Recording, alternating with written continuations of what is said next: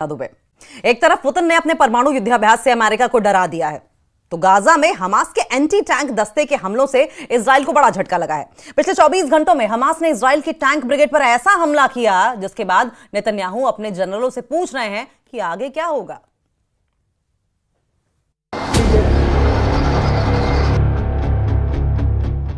इस वीडियो ने इजराइल के पावर सेंटर में तहलका मचा दिया है। इस वीडियो ने नेतन्याहू की फौज में नया डर पैदा कर दिया है,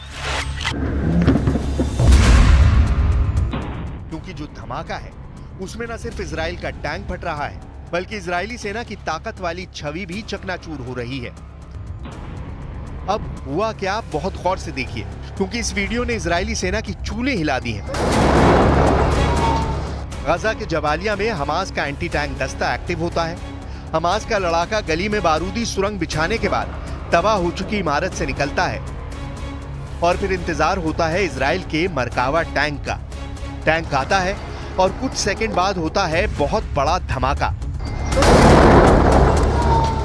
बताया जा रहा है कि जो विस्फोटक इस्तेमाल हुआ उसका नाम है शाहबाज। एक बार फिर देखिए,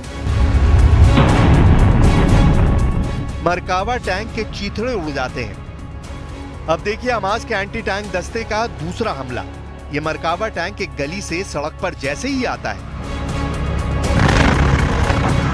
इस टैंक को उड़ाने के लिए हमास के एंटी टैंक दस्ते ने आरपीजी यानी रॉकेट प्रोपेल्ड ग्रेनेड का इस्तेमाल किया, जिसमें थर्मोबैरिक वॉरहेड लगा होता है। एक बार मरकावा को उड़ाने वाला ये वीडियो दूसरे एंगल से देखिए।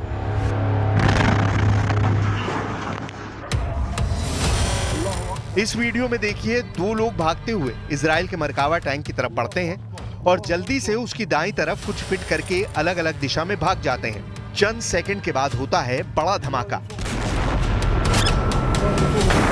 इस तरह इजराइल का शक्तिशाली टैंक मरकावा पर हमास करता है बड़ा हमला। हमास के दूसरे वीडियो में एक स्नाइपर अटैक होता है। टारगेट पर मरकावा टैंक में बैठा इजरायली कमांडर है। स्नाइपर गोली चलाता है और फिर काम तमाम हो जाता है।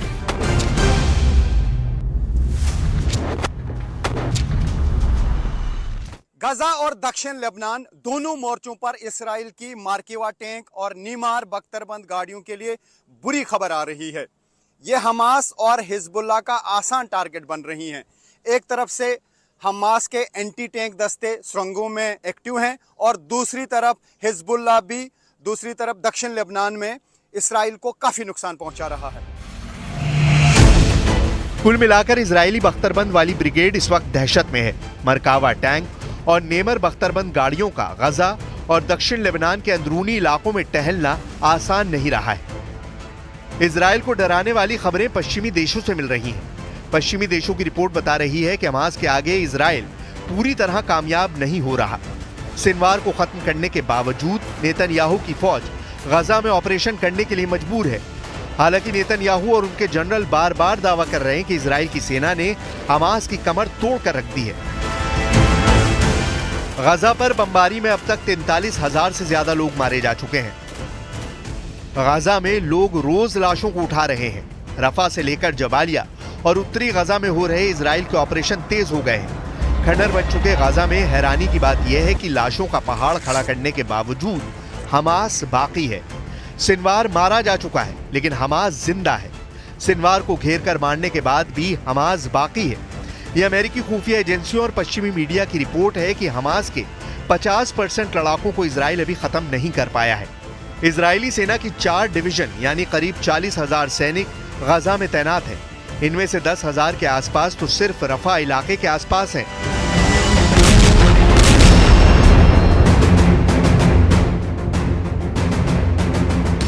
हमास पर आई इस रिपोर्ट ने इजराइल को डरा दिया है। हमास की ताकत कितनी बची है, इस रिपोर्ट ने नेतन्याहू को परेशान कर दिया है।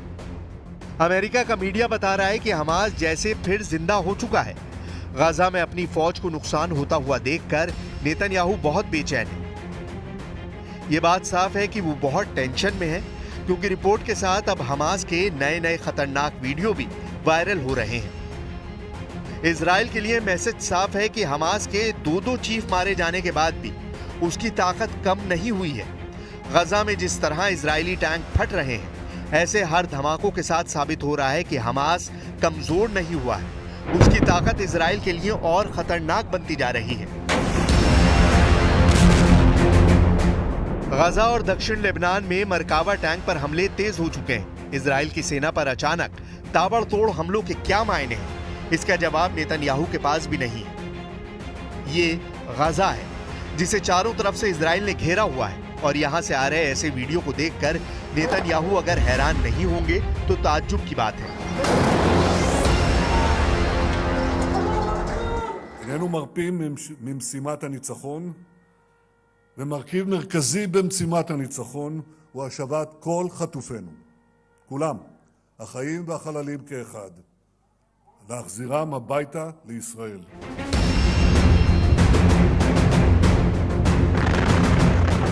अब टैंक उड़ाने वाले हमास और हिजबुल्लाह के नए नए खतरनाक वीडियो लगातार वायरल हो रहे हैं। कुल मिलाकर इजरायली बख्तरबंद वाली ब्रिगेड इस वक्त दहशत में है। मरकावा टैंक और नेमर बख्तरबंद गाड़ियों का गाजा के अंदरूनी इलाकों में टहलना अब भी आसान नहीं है। हालांकि नेतन्याहू की फौज लगातार दावा कर रही है कि सिनवार को खत्म करने के साथ उसने हमास की कमर तोड़ कर रख दी है। हाल ही में इजराइल ने अपना एक बड़ा अफसर हमास के एंटी टैंक दस्ते के हमले में खोया है। गाजा के जबालिया में हमास ने अचानक इजराइल की फोर्स पर हमला बोला और फिर इजराइल का एक बड़ा कमांडर मारा गया। 41 साल के कर्नल एहसन दाक्सा 401वीं ब्रिगेड के कमांडर थे। गाजा और लेबनान फ्रंट का लंबा अनुभव था। हमास ने इस अफसर को टारगेट बनाया और इजराइल को एक बहुत बड़ा जख्म दे दिया। गाजा के जबालिया में इजराइल का मरकावा टैंक घूम रहा था, तभी हमास के एंटी टैंक दस्ते ने मरकावा टैंक पर थर्मोबैरिक रॉकेट से हमला किया। इसी दौरान वहां खड़े कर्नल एहसान दाक्सा और उनके 2 और अफसर बुरी तरह घायल हो गए। सबको फौरन रेस्क्यू किया गया, लेकिन इजराइल की फौज कर्नल एहसन दाक्सा को बचा नहीं पाई।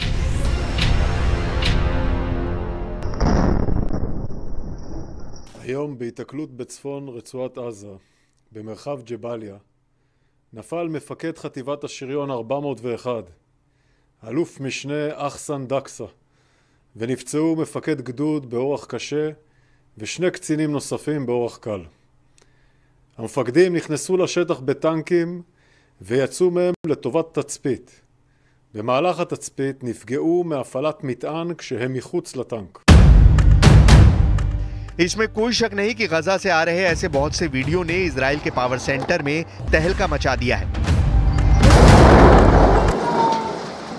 इस्राएली सेना 2 तरह की बातें कर रही है। पहले यह कि लेबनान में उसने हिजबुल्लाह के खिलाफ टारगेट पूरा किया है, और दूसरा ये कि किसी भी सिचुएशन में अगर जरूरत पड़ी तो कूटनीतिक रास्तों को बंद करके फिर से हमले कर सकता है। इस्राएल के प्रधानमंत्री नेतन्याहू कई बार कह चुके हैं कि हिजबुल्लाह के खिलाफ तब तक हमले जारी रहेंगे जब तक हिजबुल्लाह मौजूद है। तो सवाल यह है कि फिर इस्राएली सेना ने लेबनान में टारगेट अचीव करने का ऐलान कैसे किया?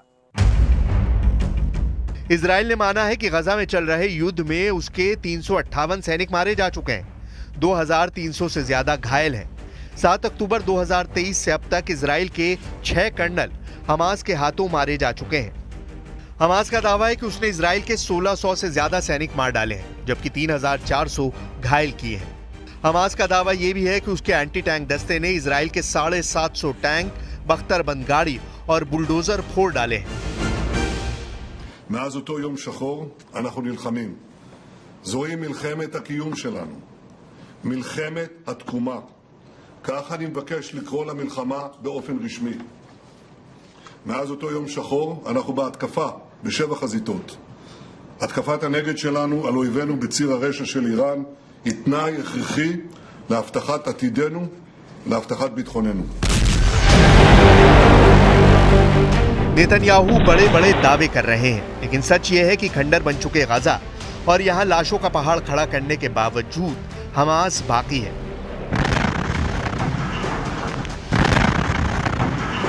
इजराइल के लिए मैसेज साफ है। गजा में जितने इजरायली टैंक फट रहे हैं, ऐसे हर धमाकों के साथ साबित हो रहा है कि हमास कमजोर नहीं हुआ है।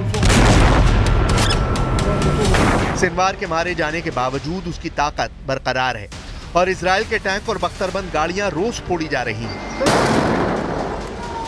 बेनियामिन नेतन्याहू की सेना ने पूरे गाजा को मिट्टी में तब्दील कर दिया है। इसके बावजूद हमास के एंटी टैंक दस्ते ने छापामार युद्ध तेज कर दिया है।